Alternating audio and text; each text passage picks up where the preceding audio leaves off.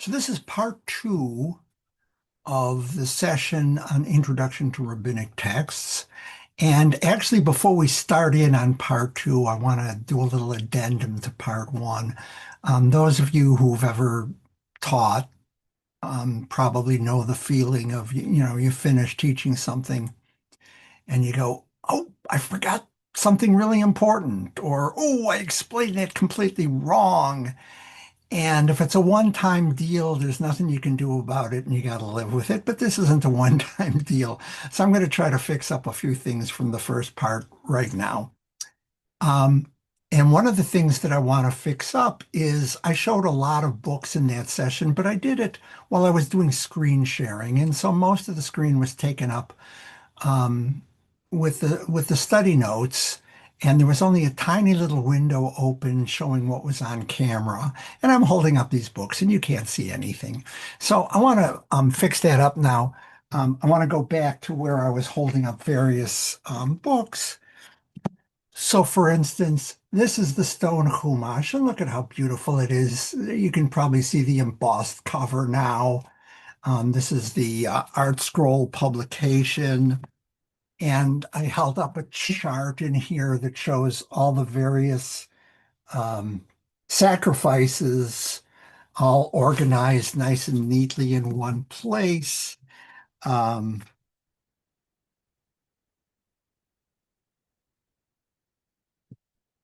and I think I showed some drawings. I'll show you a different one. Here's their drawing of what the tabernacle looked like. It shows up in the section where the construction of the tabernacle is described. And there's a really helpful drawing for those of you who have trouble picturing things. So that's the stone Chumash. And here is the Living Torah by Arya Kaplan. That's the one that had the idiosyncratic translation, but it also has a lot of wonderful drawings. For instance, in a section where the Israelites are traveling from place to place, there's a nice little map showing all their wanderings. Isn't that great? Um, and let's see, I wanted to show you. Here's the Eitz Chaim. You remember that was also embossed. That's the standard conservative Chumash. And, I was showing you the way what a Chumash looks like, where you've got Hebrew and you've got translation and you've got commentary. And this one is like more commentary than it is text, which is fairly common in some Chumashes. And you need it. And then I also showed you um, the Fields Chumash. That's this one. It's the three-book set. Um, Here's the volume on Genesis. And remember, I was showing you it's organized for study, and it includes pictures of the various commentators. Here's a little commentary by Samuel Raphael Hirsch, and that's what he looked like. And here's questions for study and discussion. Fantastic. It's a wonderful Humash for study and teaching. Um, I also showed you, I think that's all there. I did show you a Tanakh. Um, this is the this is the Koran Tanakh. This is the one with the translation. Oops, the translation um, um, by Rabbi Jonathan Sacks, chief rabbi of Great Britain at one time. And now you can see, it's got all the Hebrew and all the translation. But if you look at the bottom of the page, there's only a couple lines of commentary, and that's pretty common throughout. Not a lot of commentary in this one, but it's a wonderful translation. And there are some great essays and drawings and supplemental things. I think it's a really good Tanakh. Um, and then The last thing that I did want to show you, this is the book of legends that I talked about. This includes a lot of midrash, and you can see it's a beautiful volume, Sefer Haggadah, edited by Chaim Nachman Bialik, who you remember was a Yiddish poet. Um, so this is the copy from the Shir Tikva Library. Um, but if you love midrash, it's a beautiful volume to own. Um, the other thing I wanted to mention, since we're on the subject of midrash, is I think it's worth discussing. What are we to make of midrash? Did they really happen? Is one way of phrasing it. So you remember I related my favorite midrash, which was the story of Abraham as a boy in his father's workshop, and he's smashing the idols. And the question is, did that really happen? Or maybe another way to phrase it is, if you're a faithful, believing Jew, do you have to believe that all the midrashes happen too? I mean, it's tough enough believing all those stories in the Torah, but do you have to believe with the same faith that the midrashes also happened?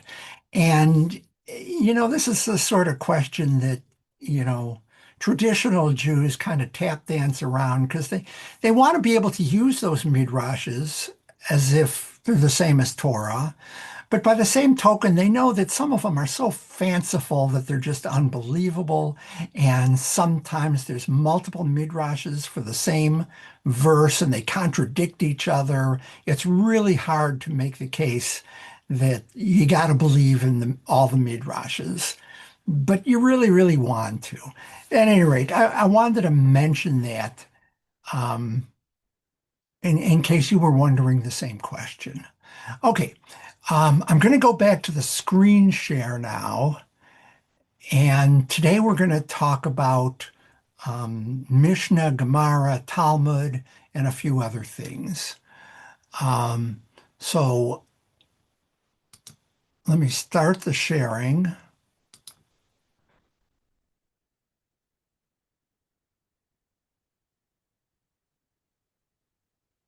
Okay. Um, so, before we get started, maybe we should motivate this a little bit. Um, so let's say you're you want to live according to the Torah. You want to do all the stuff that the Torah tells you to do. Real soon, you're going to have to start making decisions about how to do that. Because the Torah says you can't work on Shabbat and you've got to rest. Well, what does work mean? What's included in work? What does rest mean?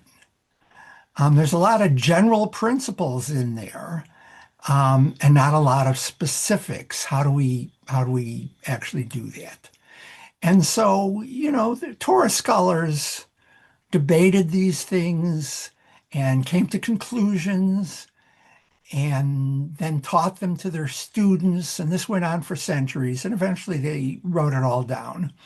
And that's called the Mishnah. So let's get started on that. What is Mishnah?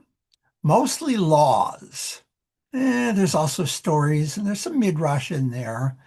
And when I say laws, sometimes there are different opinions on what the laws are, and the disagreements are not resolved. Also, the word Mishnah refers to a passage in the Mishnah. So, there might be uh, Mishnah, Yomi or whatever, and then you can refer to the first Mishnah and it is the first verse, something like that. But there's more to it than this. The way I just described it was these were some really smart and knowledgeable Torah scholars debating and coming to conclusions about how to actually do what the Torah tells you to do. That's one way to look at it. That's actually my way of looking at it. But there is another way. Traditionally, it's seen as oral Torah. That is, when Moses went up on Mount Sinai, God gave him the Torah, either written or he dictated it to Moses or something like that. And he also gave him explanations orally. They weren't written down. And then Moses passed down those oral explanations to his successor, Joshua, who passed them on, who passed them on, who passed them on. And so some people see the Mishnah as oral Torah, Torah in Hebrew, Torah Shebe'al Peh. Okay, when was it written? Well, around 200 CE. Um, and here I put in the comment, the language is very terse and assumes rabbinic knowledge. So yeah, if you actually read it, you may find it impossible to understand what they're talking about. It's rabbis writing, it's written by rabbis for rabbis, and they all know context that helps it, that gives it meaning. And if you don't know that context, you don't, which is why Mishnah really, really, really needs commentary and explanation. Who wrote it? Yehuda HaNasi, and I put in here Judah the prince. Um, the word Nasi in some contexts means prince, but it doesn't mean prince in the sense that he was the son of a king or that he was a talented musician from Minnesota. In some contexts, Nasi just means a leader. Judah the leader is also a good translation. Um, they call him Yehuda HaNasi. It's just a title of respect. But the group of rabbis um, who assembled all this knowledge, who passed on this oral tradition, are called Tanaim, which in Aramaic means repeater, right? So it gets written down at 200 CE, but it's based on an oral tradition going back centuries earlier, and those earlier rabbis were called Tanaim. And it's organized into 6 seders, which are orders. There's 63 tractates, Masechet, which sounds like it's organized, but it isn't, because it's not easy to find topics. They're spread. Those rabbis, once they start talking, they digress a lot, like I don't. Um, and so, if you're looking for what are the rules of Shabbat, well, there's a book that talks about the rules of Shabbat, but maybe there's a question about, whether you can plant crops on Shabbat, and that might turn up in this book on seeds. Um, and there might be a question about what women do on Shabbat, and that might show up in the book on women. The laws about Shabbat are scattered all over the place. Anyway, here are the 6 seders organization. I don't want to go into it in any more detail than that. You may also heard the term Tosefta. I like to think Tosefta is similar to the Mishnah, but I think of it as the stuff that wound up on the cutting room floor. I know other people say, no, no, no, you don't understand it. But it's stuff that is like Mishnah, but didn't make it into the actual Mishnah, but we're not going to ignore it. We're going to write it down in another book. Think of that however you want. I also want to say, we say Mishnah is mostly laws, and there's some Midrash, but there's also Pirkei Avot. Pirkei Avot is everybody's favorite tractate in Mishnah. It doesn't have any laws in it. It's just wise sayings of the Tanaim, of the rabbis. By the way, Pirkei Avot, you see all kinds of translations of it. Sayings of the fathers, ethics of the fathers, sayings of the sages, ethics of the sages, something like that. So what kind of wise sayings are in there? Well, I give a few examples. Rabbi Hillel used to say, if I am not for myself, who is for me? But if I am only for myself, what am I? And if not now, when? That's something to ponder. That's frequently quoted section. It comes from Pirkei Avot. Meanwhile, the other rabbi who lived at the same time as Hillel, Shammai, used to say, make your study of the Torah a fixed practice. Speak little, but do much, and receive all men with a pleasant countenance. Please try to ignore the non-gender neutral language. They lived 2,000 years ago. Give them a break. I don't know. That's kind of interesting. Speak little, but do much. That looks like it should go on a poster hanging in an office. Here's one. Rabbi Eliezer said, let the honor of your friend be as dear to you as your own. Be not easily provoked to anger, and repent one day before your death. What a cool thing to say. Nobody knows when we're going to die, so this suggests you should repent every day. um, Pirkei Avot gives the basis for claiming Mishnah as oral Torah. So here's the first Mishnah in Pirkei Avot. Moses received the Torah from Sinai, and he delivered it to Yehoshua, and Yehoshua to the elders, and the elders to the prophets, and the prophets delivered it to the men of the great assembly. So here's the chain of transmission. Here's how we know that Mishnah isn't just the opinions of smart rabbis. It comes from Sinai itself, if you believe that. To me, it seems like circular knowledge, you know. How do we know that the Mishnah comes from Sinai? Well, because the Mishnah says so. And we know it's not wrong because it comes from Sinai. Okay. What are some examples of Mishnah?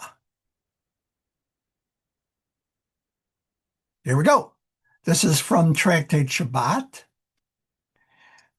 Due to the mitzvah to rest one's animals on Shabbat, one's animal may not go out into the public domain bearing a burden. However, an object designated to protect the animal or to prevent it from fleeing is not considered a burden. Therefore, an animal bearing objects that serves that purpose may go into the public domain. I don't know if any of you have ever wondered this question about, what do animals do on Shabbat?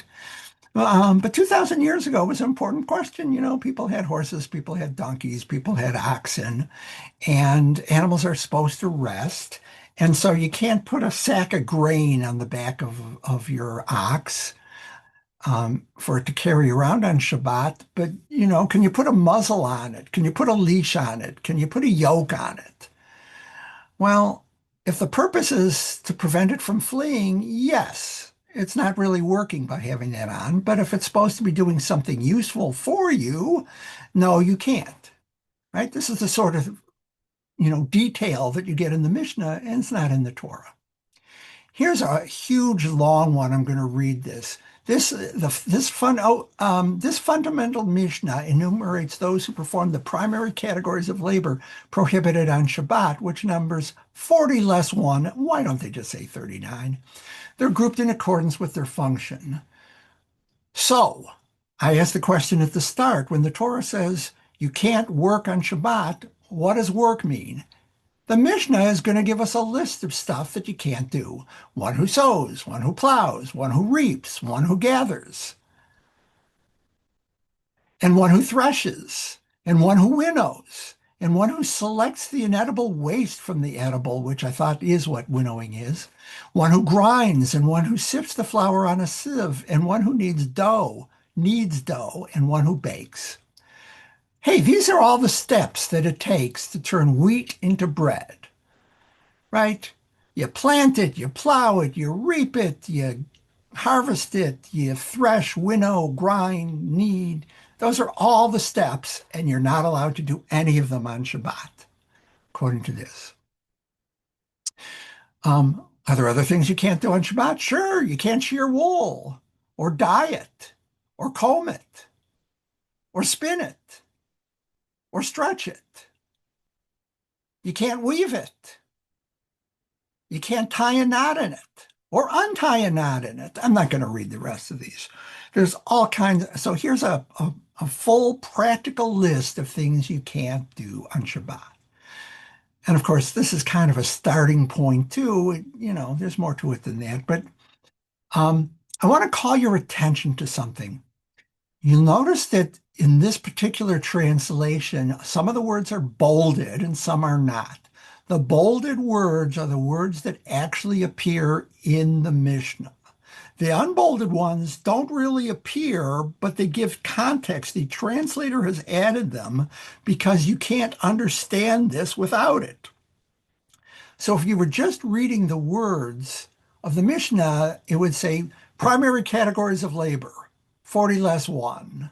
One who sows, one who plows, one who reaps, one who gathers, one who threshes. And all that other stuff is added by the translator to help you understand what you're reading. I told you that it's written by rabbis, for rabbis. It doesn't give a lot of context, that it's very terse language. This is the example of that. Um, okay, here's something from Mishnah Yoma. With regard to a pregnant woman who smelled food and was overcome by a craving to eat it, one who feeds her until she recovers, as failure to do so could lead to a life-threatening situation. If a person is ill, yeah, so what are we talking about here? We're talking about Yom Kippur. You're supposed to fast on Yom Kippur, but there are exceptions. And here's an exception. A pregnant woman, she's overcome by craving to eat, and she's going to pass out. She's weak. What do? You give her food until she recovers because it's a life-threatening situation. If a person is ill and requires food due to potential danger, one feeds him according to the advice of medical experts who determine that he indeed requires food. And if there are no experts there, one feeds him according to his own instructions until he says that he has eaten enough and he needs no more. Right? So, you're at services and, there's somebody who's kind of wobbling around, looks like they're going to pass out. And you say, "Are you feeling okay?" And he goes, "No, no, I'm diabetic and I took my medicine this morning and I think my blood sugar is low." And you go, "Is there a doctor around?" No, no doctor's around. Okay, what should I do? And he'll say, "You know what? Give me a half dozen crackers. I'll be good after that." Right? You follow his instructions. He knows what he needs. And again, look at the terse language. If you just look at the bold stuff, a pregnant woman who smelled, one feeds her until she recovers. If you were just reading that, you'd have no idea what was going on. You need all these extra words for context. And even then, it would help to have some commentary. So that is Mishnah. So we have this oral tradition going on for centuries, and around the year 200, um, Yehuda Hanasi writes all this down, or at least the stuff he considers to be important. He writes it down, and that ends all the arguments and disagreements, and everyone knows what to do after that. Of course, I'm kidding. No, the arguments continue, and there's more questions, and there's not enough detail in the Mishnah, and so we get the Gemara. Gemara means to study, teach, or learn in Aramaic. It's also called the Talmud in Hebrew. And what is it? Well, it's a commentary and explanation on the Mishnah, right? These arguments continued. It's got precedents and applications. But again, it's also got biographies and stories and gossip. There's all kinds of stuff in it. When was it written? About 5th century, I think late 5th century CE. So there's like 3 centuries of Gemara as an oral tradition before they wrote that down. Who wrote it? Well, the generations of rabbis who passed on this oral tradition and then wrote it down are called Amoraim, which is Aramaic for discusser. So Mishnah is from the Tanaim, Gemara is from the Amoraim. Okay, a few concepts in the Gemara, learning for its own sake, not necessarily practical. So many times in the Gemara, they talk about situations that have never happened and will probably never happen, but they discuss them seriously anyway. Again, it's brief language, rabbis writing for rabbis. It needs commentary. And again, common problems and obscure issues given equal consideration. Right. So, I mean, the issue of somebody passing out during Yom Kippur services is kind of a common problem. But other things, they talk about, what do you do if you're praying and a snake starts crawling up your leg? Do you stop praying or do you finish the prayer before you shoo the snake away? I mean, does that ever happen? It's kind of obscure. And then again, discussions sometimes wander. They're not always on subject. Okay, so that's the Gemara. And then we've got the Talmud, which is the Mishnah and Gemara together along with commentary. Wait, you just said Talmud is another word for Gemara. Yeah, it's very confusing. In some contexts, Talmud is used to mean Gemara. And in other contexts, Talmud is used to mean the Gemara and the Mishnah together. And it gets even more confusing than that because there are two Talmuds. There's the Babylonian Talmud, Talmud Bavli, and there's the Jerusalem Talmud, Talmud Yerushalmi. Um, the Babylonian Talmud is the most authoritative. If somebody just says Talmud without saying which one, they mean the Babylonian one. It's partly written in Hebrew, partly written in Aramaic. And again, not just laws, lots of Midrash and Agada. The Jerusalem Talmud is sometimes also called the Palestinian Talmud. Um, the place, Jerusalem was part of Palestine. That's the name that it was called by when it was part of the Roman Empire and later on the Byzantine Empire. Um, Very few people study the Jerusalem Talmud. It's the sort of thing like you're having an argument with somebody and he brings out an argument from the Babylonian Talmud, and you can't find anything in the Babylonian Talmud to support your argument. So you turn to the Jerusalem Talmud and try to find something there, maybe. But it's not studied very much. It does have a greater emphasis on agricultural laws. Agricultural laws, for the most part, apply only in the Holy Land. So if you don't live in the Holy Land, you don't have to follow them, which means you don't have to study those laws as intensively. It's not a practical question. But in Jerusalem, you were supposed to follow those agricultural laws. The Jerusalem Talmud was earlier, it's smaller, mostly Aramaic.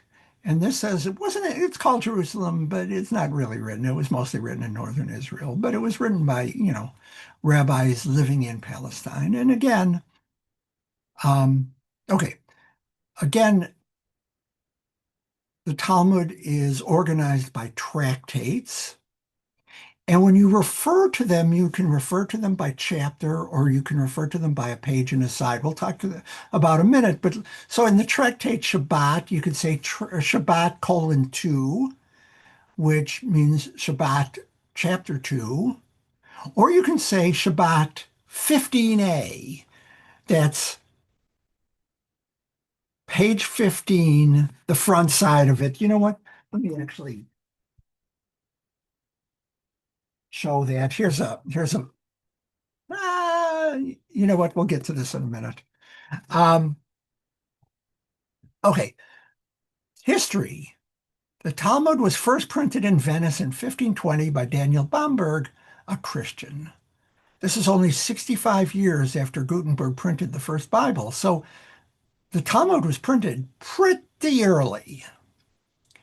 Most printed editions of the Talmud follow the same layout and page numbering. So this Bomberg edition became so widespread and authoritative that later editions followed the same page numbering and the same layout. So that means if you're printing a Talmud on smaller sheets of paper, you either have to print it much smaller so that the page numbering stays the same, or you can have 3 consecutive pages labeled 15a, which is what they did. And then I want to mention here that the Talmud was censored by the Catholic Church. You know what? It's worth discussing this for a minute. At various times, the Talmud was censored. At times, it was burned. Um, and I've heard 3 explanations for why.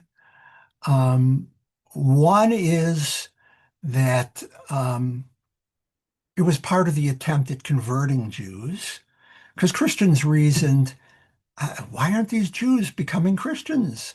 We share the same Bible. You've got, Genesis, we got Genesis. You've got Psalms, we've got Psalms. Oh, wait, Jews have this Talmud thing that we don't have. Yeah, if we could get rid of that Talmud thing, then they'd be more like us and it would be easier to convert them. Explanation number one. Explanation number two, Christians didn't get the Talmud. They didn't understand it. What's wrong with the Bible? Why do you need anything beyond that? They thought that the Talmud made Judaism inauthentic. The Jews were following the Talmud instead of the Bible like they were supposed to. Um, and so they said, yeah, well, let's get rid of the Talmud. We'll be doing the Jews a favor by getting rid of the Talmud because that's what's leading them away from a biblical life. And then, of course, there are those who say that there are anti-Christian segments, parts of the Talmud that say insulting things about Jesus or Christianity. And I'm not knowledgeable enough to pass judgment on it.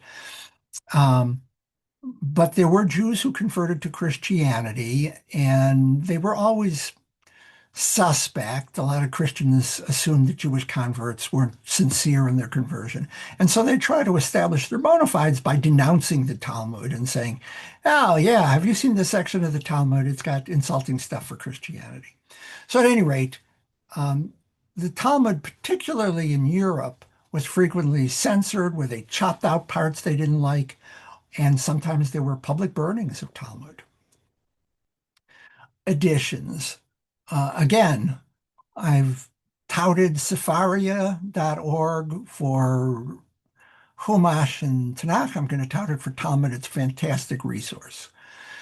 Um, then there's also the Steinsaltz, and I've gotten a little bit smarter since the last session. So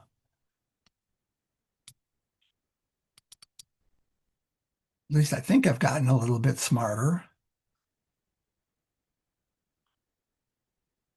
I am going to pause the share. No, I'm going to stop the share. There we go. So this is the first Steinsaltz Talmud. This is a guy named Aidan Steinsaltz. He just died a few years ago. Brilliant scholar, one of the smartest people who ever lived. I actually got to meet him once at a book fair, and he signed one of his latest books. So here's the Steinsaltz edition. And let me open it up for you. And you'll see the organization of the Talmud. Let me hold it up a little bit better. You can see in the middle of the page is, that's actually the Talmud in the middle of the page. And then surrounding that stuff around the outside is all commentary.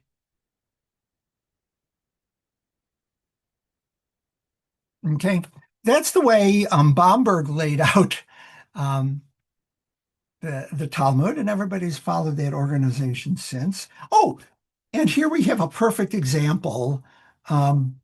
If you look at it, you'll see that this page is labeled page 24A, and this page is labeled 24A. They're both 24A. Why? Well, because there's added commentary, there's notes at the bottom, and so you can't fit all of 24A on a single page. So you got multiple pages labeled 24A. By the way, when I say 24A, 24 is not the page number. It's technically the leaf, right? So here's a leaf, and on one side is A, and then on the other side is B. That's where you get the A and B from. Okay. Let me go back to the sharing again. Okay, so that's the Steinsaltz edition, but there's a newer Steinsaltz edition from Koren Publications, and it's way better, but it's way bigger, it's way heavier, and it's way more expensive. By the way, these things are not cheap. A full set of Talmud is, I don't know, 40 volumes or so, and they're like 60 to 90 bucks a piece. It's a pretty big investment. We do not have a full set in the Shir Tikva library. We probably have half a set, maybe a little bit more. Among all the editions, we've got some of the old Steinsaltz, we've got some of the new Steinsaltz, and we've got some of the Schottenstein, which is from Art Scroll Publications. So that's a more, orthodox version. One of the great things about the Stein salts is that it's got a whole volume that's a guide to Talmud. So it gives biographies of the various rabbis, and it gives timelines, and it gives technical explanations when the Talmud says you have to sacrifice a hin of wine. Well, how much is a hin? You know, when it says you must donate 3 shekels, what's a shekel in terms of other currency? What did it weigh? He's got charts and tables of weights and measures. It's fantastic. Um, but at any rate, if you want to study some Talmud, go to Sefaria. I mean, you're welcome to come into the Shir Tikva library and take out some volumes, but Sefaria is just so handy. Um, One way to study Talmud is Daf Yomi, which literally means page a day. This so Jews all over the world will pick a day when they're going to start, and they're all committed to reading 1 page a day, like 24a. It might, actually take up multiple pages in whatever edition they're looking at every single day. How long does it take? About 7.5 years. It's an incredible commitment, and I have so much admiration for people who do that. And then generally, when they finish, there's a big celebration, frequently at like a sports stadium in New York or New Jersey, and tens of thousands of Jews who've done the Daf Yomi will gather there and celebrate together. It's fantastic. Um, do not ask me when the next one starts if you want to jump in. Daf Yomi sounds like it might be a really old tradition. It isn't. It first started about a century ago. Um, Okay, that's enough about that. What if you don't want to study the entire Talmud and do a little bit every day? You just want to kind of dip your toe in. Well, there's all kinds of books about Talmud, and a couple I'm recommending. The Essential Talmud by Stein Saltz. Again, I thought he was brilliant. We also have in the Schertopfer Library Swimming in the Sea of Talmud. That's a less orthodox sort of thing.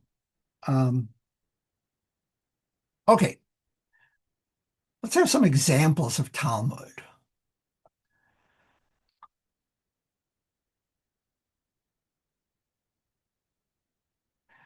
The Mishnah says the first question discussed in the Mishnah is the question of intent. One who was reading sections of the Torah which comprise Shema, and the time for the recitation of the morning or evening Shema arrived, if he focused his heart, he fulfilled his obligation and need not repeat Shema in order to fulfill his obligation. This is true even if he failed to recite the requisite blessings. That's what the Mishnah. So what are we talking about here? Under Jewish law, you're supposed to say the Shema twice a day. But the Shema appears in the Torah. So let's say you're at services and you're standing on the bima and the Torah scroll is opened in front of you. And oh, look, there's the Shema right in front of you. And that's what you're supposed to read that day, and you recite the Shema. Does that count as having read the Shema once that day? And the Mishnah says, yes, it does, if that was your intention. In Hebrew, the word for intention is kavanah. If he focused his heart, meaning if that was your intention, then you fulfilled your obligation. Okay, so there's, the legal ruling.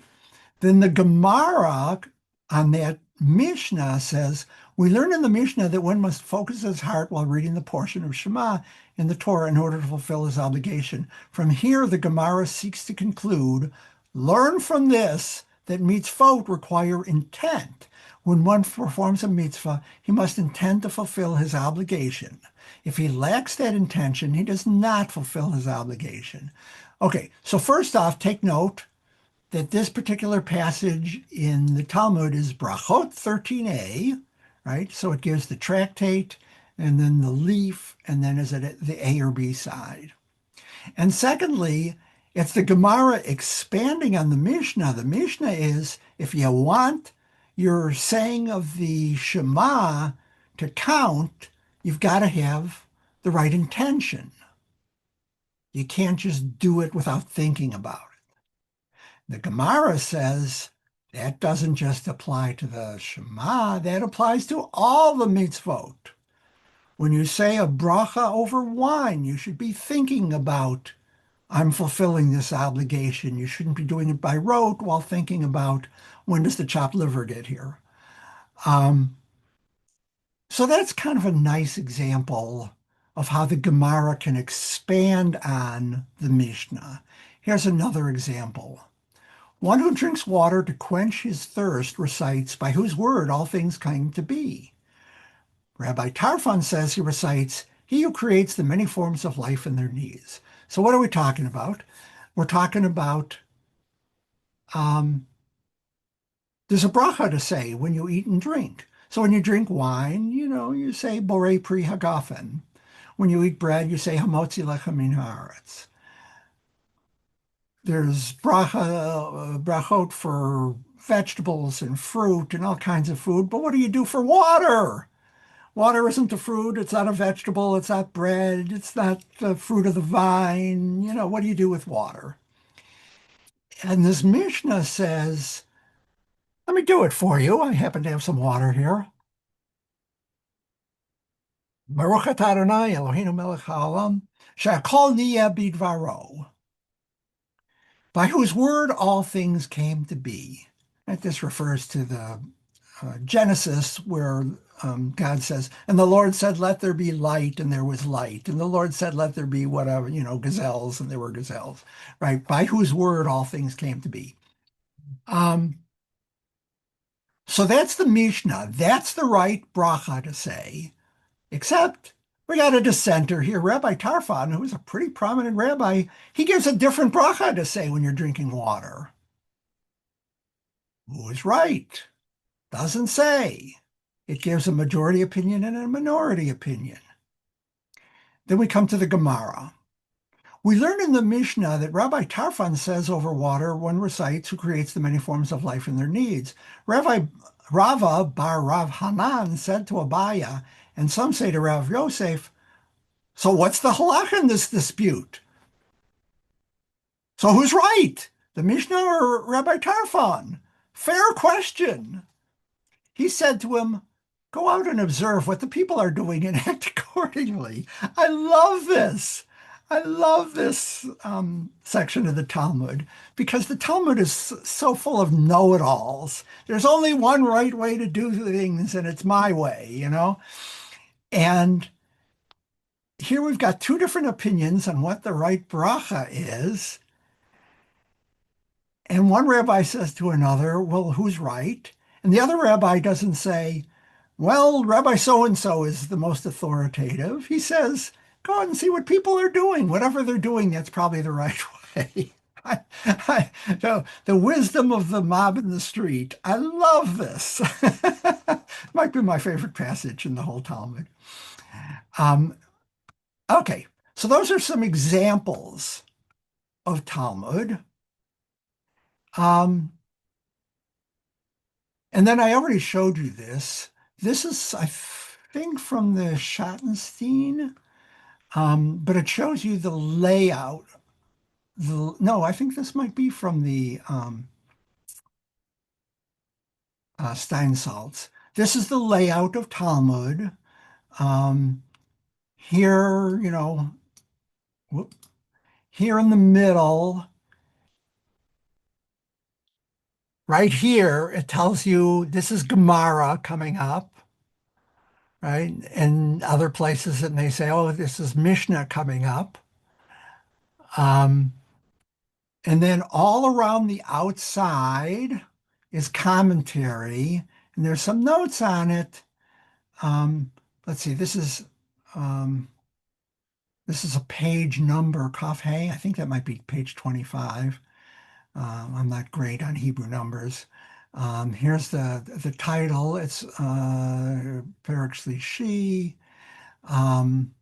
Megillah. I think that's the name of the tractate is Megillah, which means scroll.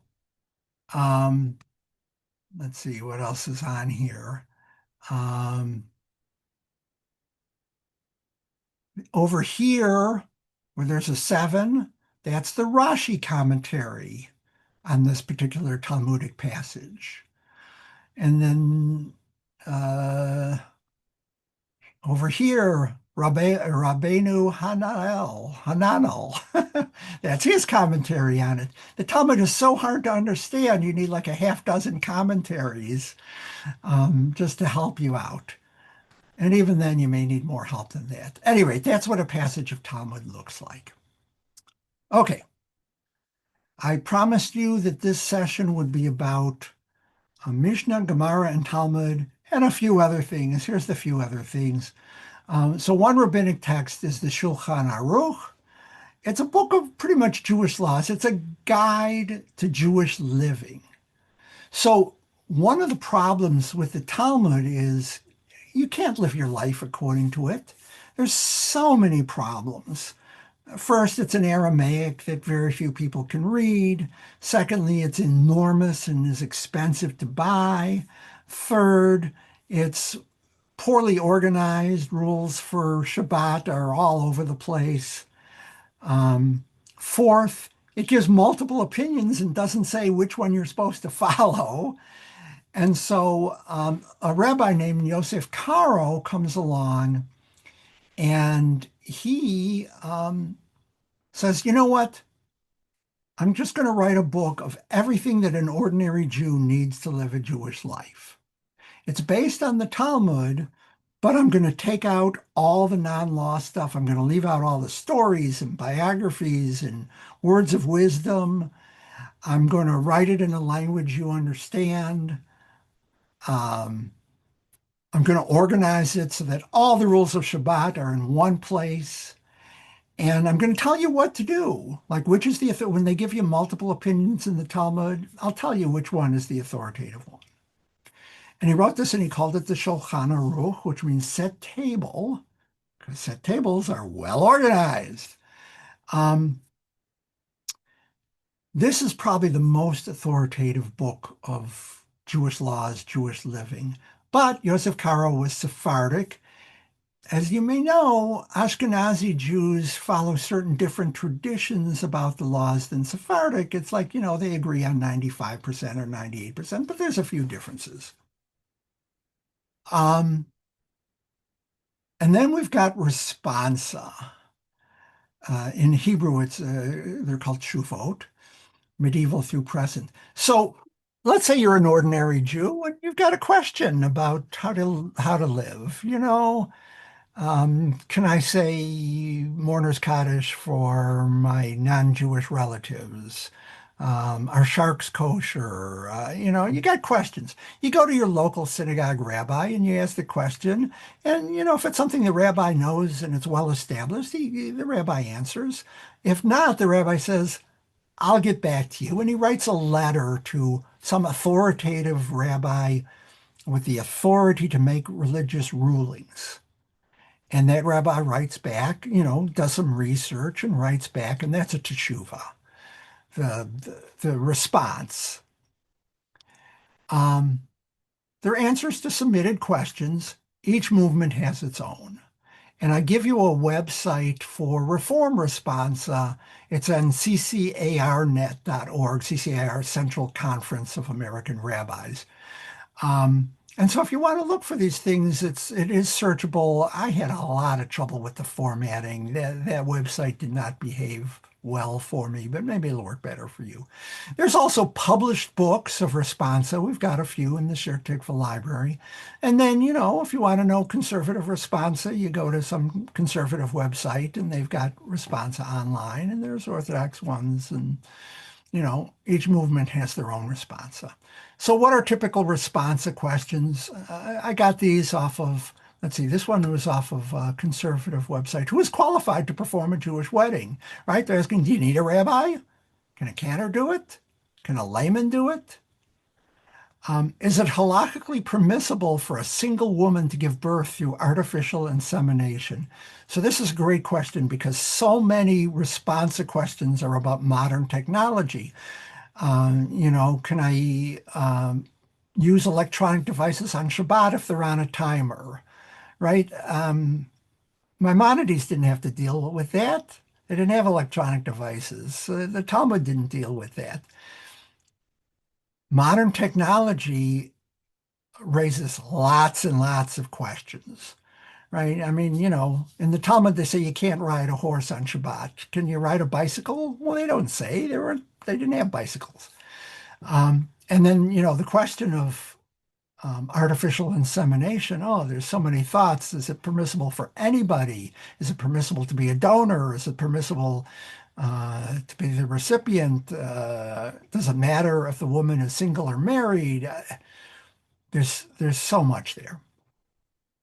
Here's one I found. Also at a conservative website.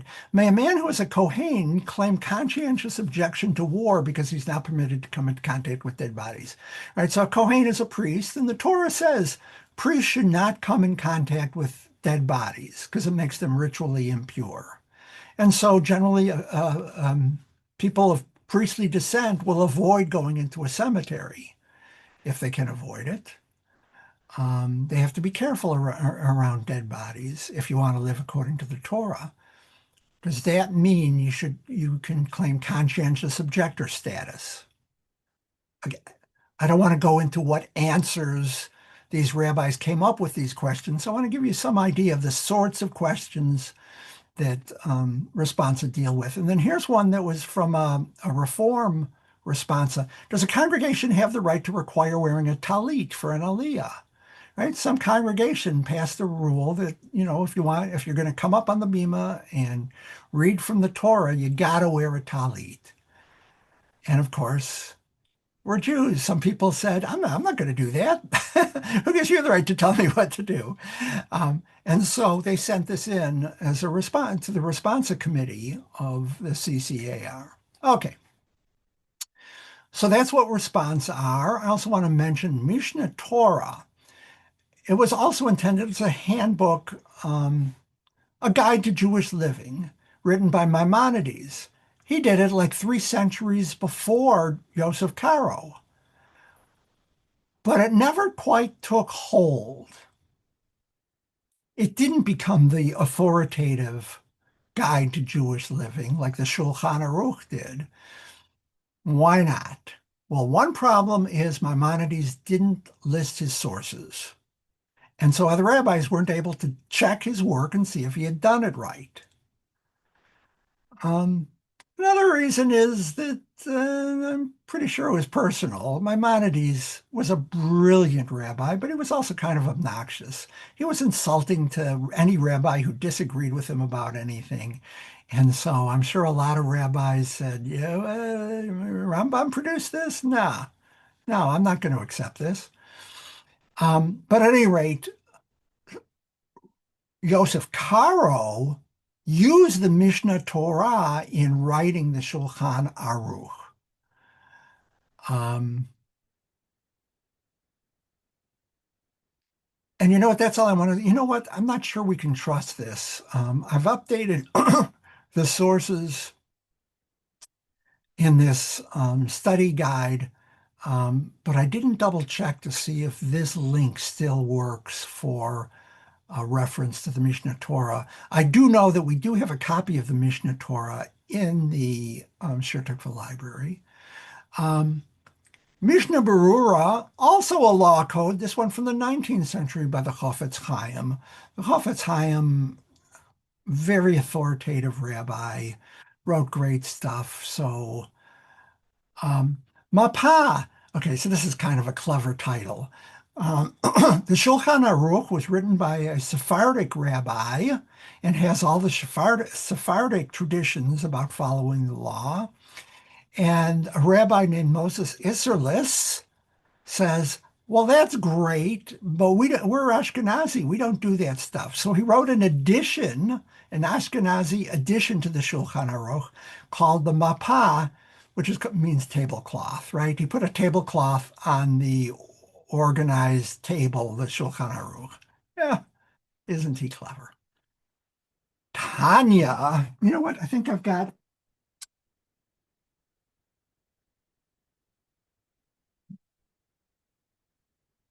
Okay, the Tanya is kind of the founding document for the Lubavitcher movement of Hasidic Jews, also known as Chabad. I don't want to get into, um, the Hasidic movement. That should be a study session of its own. Um, but probably many of you have encountered either Chabad or Lubavitchers just because they're Hasidic Jews who um, are willing to interact with non-Hasidic Jews, non-Orthodox Jews, non-Jews. They're out in the community. They interact with all kinds of people. And the founder was the first Lubavitcher Rebbe, which Nur Zalman of the Yadi, and he had a problem.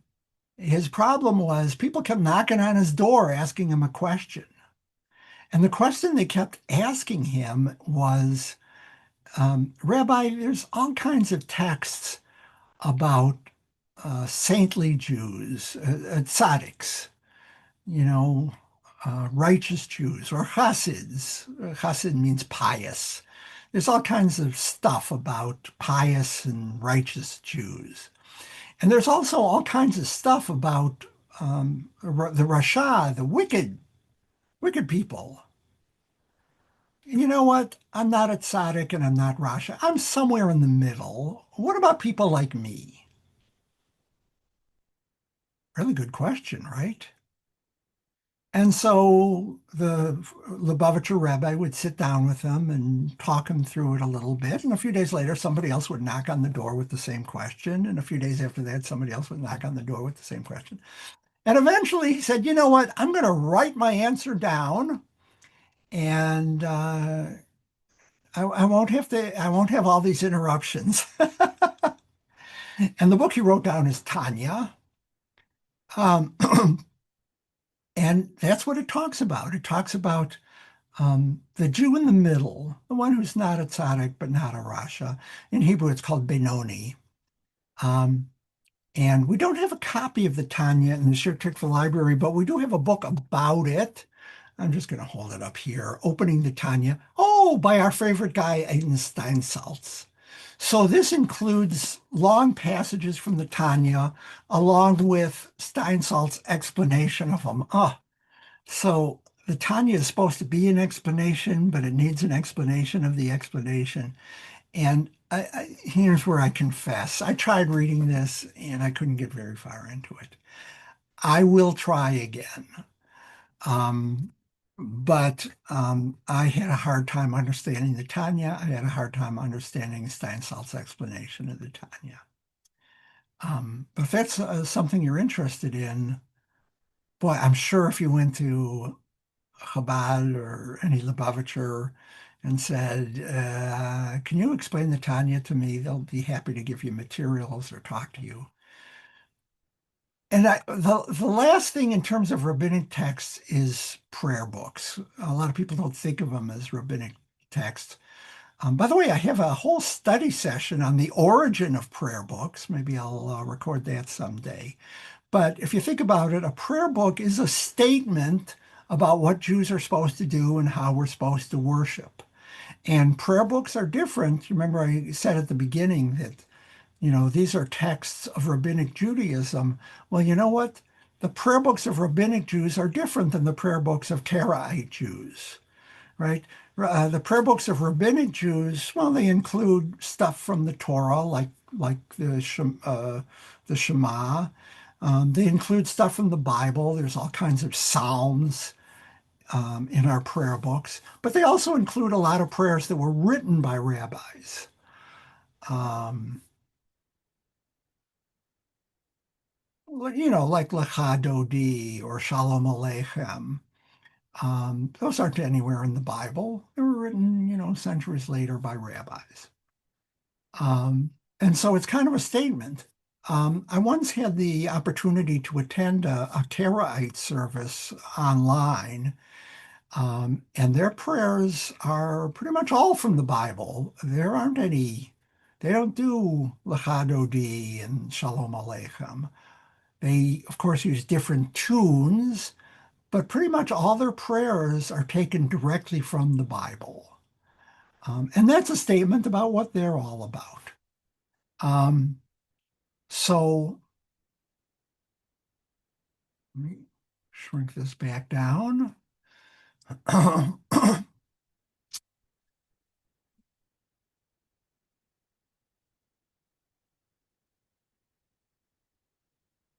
Let me stop the share. This is the end of the introduction to rabbinic texts. I hope you found it informative. And of course, I hope it leads you to, further your studies, start reading or start studying some of these rabbinic texts. There's Torah study through Shir Tikva. There's Talmud study in a million places. There's Bible study. There's plenty of books. I hope this is like a doorway towards further study. But at any rate, either way, um, thank you very much for participating, for listening, um, and I will see you on the next session.